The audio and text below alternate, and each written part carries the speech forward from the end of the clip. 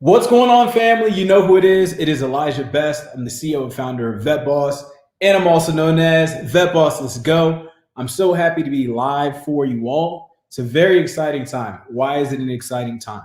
Because when I transitioned out of the Air Force, I did not know that there was such thing as a coaching business. I did not know that I can go full time doing what I love in the comfort of my home. And now I am presenting to you all how to do that. We got a Facebook user that says, yo, yo, yo, yo, what's up? What's happening, family? Could be Ryan, I'm not sure, but I'm glad to have you here.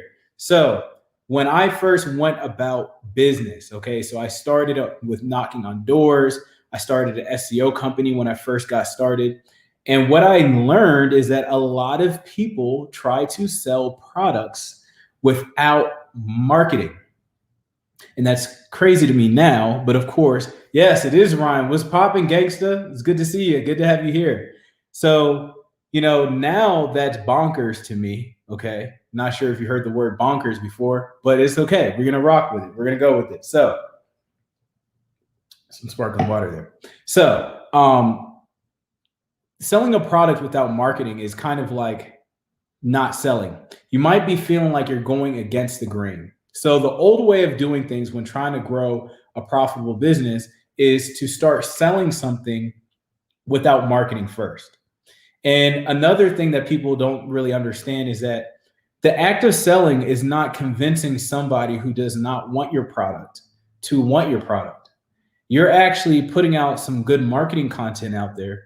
They're going to then realize that your product is the right fit for them. But then you have to then take action, because when you're starting your business from the ground, you need to be able to help people get started with you. And it's kind of like, I think back to my 8th grade dance where all the guys were on the wall and the girls were in the center and somebody had to make the move. So you're kind of like the boy in that scenario. You have to make the first move, but you're not, shoving a product down someone's throat or trying to manipulate them or using the latest sales tactic to convince that person to buy your product. Those sales tactics are pretty much like shiny object syndrome. For the sake of this video and this training, we're going to keep it contextual and use the matrix. That shiny object syndrome to an entrepreneur is like the woman in the red dress. Don't look at her. Don't get distracted. When it comes to growing a profitable coaching business, what's important is the amount of leads that you're getting. Because if you only talk to one person, you might get one sale, but of course you want more sales than that. So how do you have a pipeline of interested, qualified prospects? That is what's important. That's what we're talking about here. And so the old way is to also not use any type of marketing strategy. So, okay, Elijah, I know marketing is important. I understand that, the sales happens in the marketing. I get all this, but what's next? Like, now I want to employ or deploy a great marketing strategy. So where the heck do I start? Well, what is marketing? We can look that up real quick. I'm going to just Google the definition of marketing.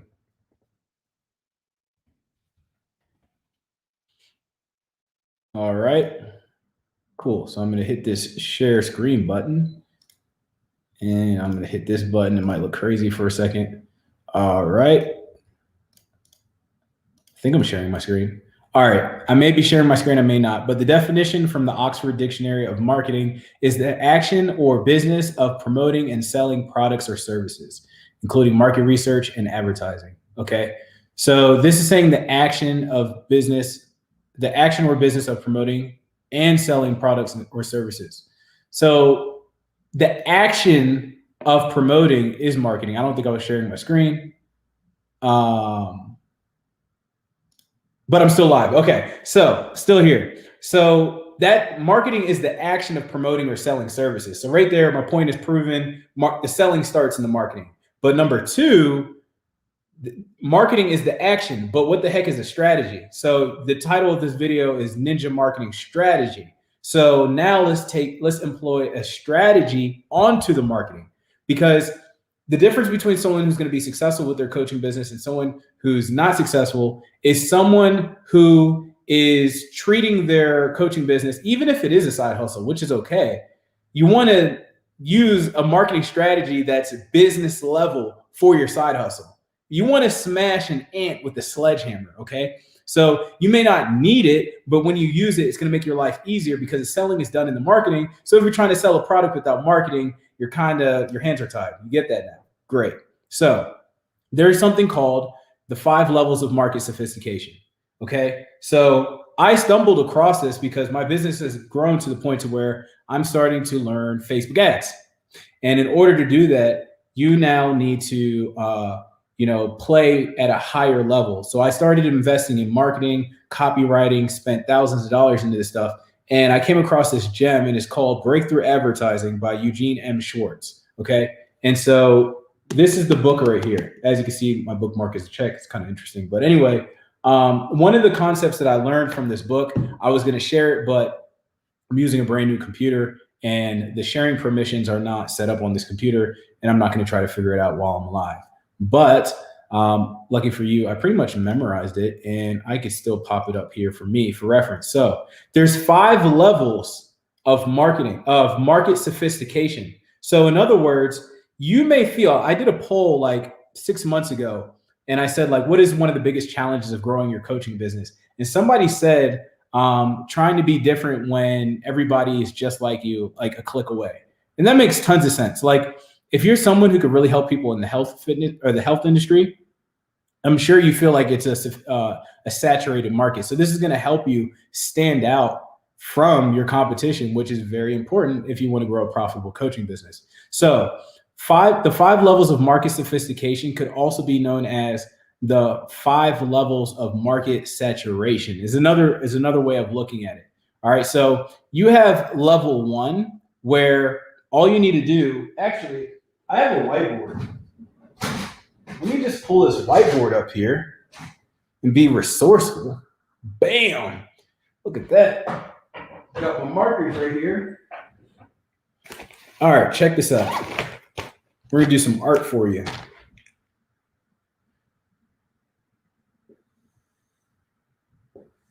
So let's say there's a period, right? A pyramid.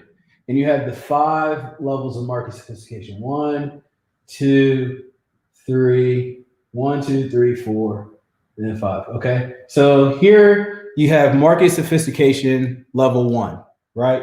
So level 1.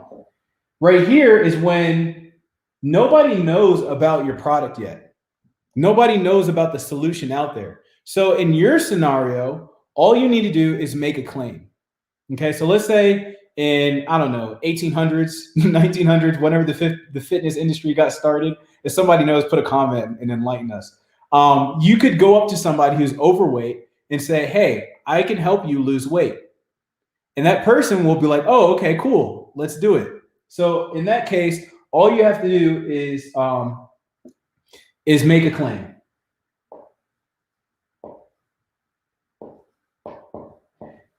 And I want you to now think about someone's Facebook profile, even my profile. If you go to my personal profile, it says something along the lines of like, I help service members build a profitable coaching business, right?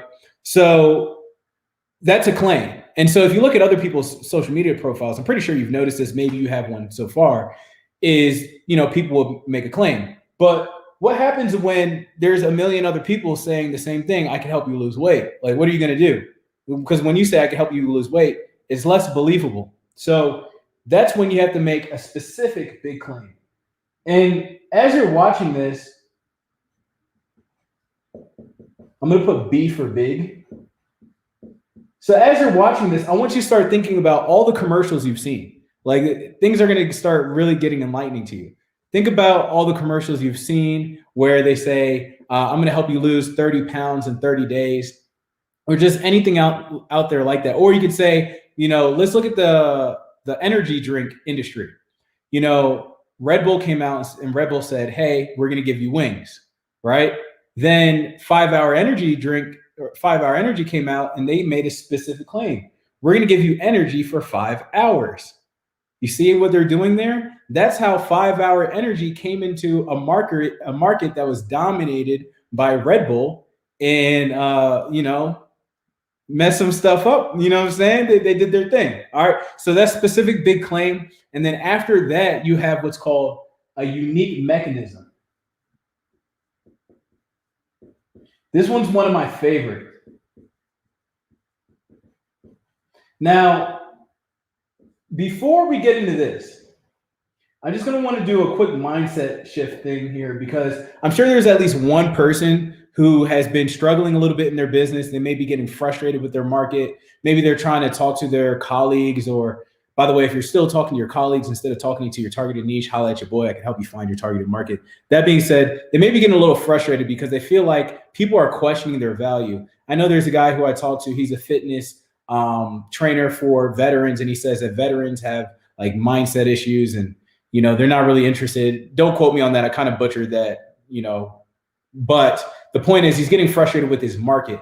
And another thing is the common understanding when someone doesn't buy your product at the end of a sales calls is that objections are a bad thing, but really objections are just questions. Like if someone is not interested in your marketing message, that's an opportunity for you to evolve your marketing message and figure out what's going on, because they're basically communicating that you're not saying that you're helping them with what they want.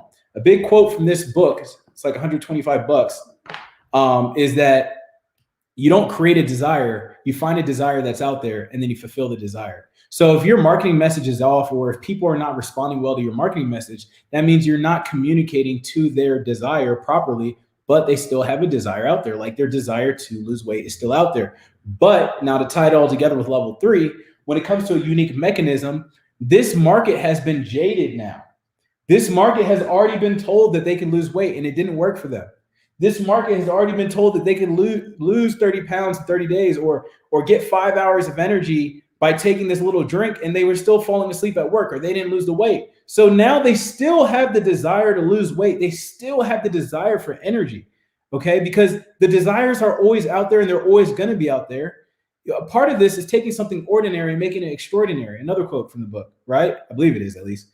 And so what the unique mechanism is now you're going to say how you're going to do that. So it's I help blank do blank by blank, for example. So like I give people energy or I give like this 5-hour energy drink is going to work because of the goji berry in it. Or, let's say in the weight loss industry, we're going to help you lose weight by using muscle confusion. That's what P90X used. Every 30 days, they introduce a new workout to your body and to confuse your muscles because the muscles are adaptive. And so by switching it up, that's how they're going to help you lose weight over time. So the best companies in the world are using strategies like this. So that's the unique mechanism. So what the heck is after that? Like if I were you, I'd be thinking, okay, that's good. Like all those make sense, but what the heck there's 2 more levels.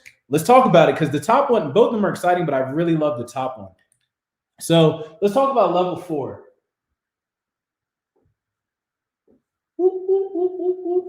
Level 4, mechanism effectivity.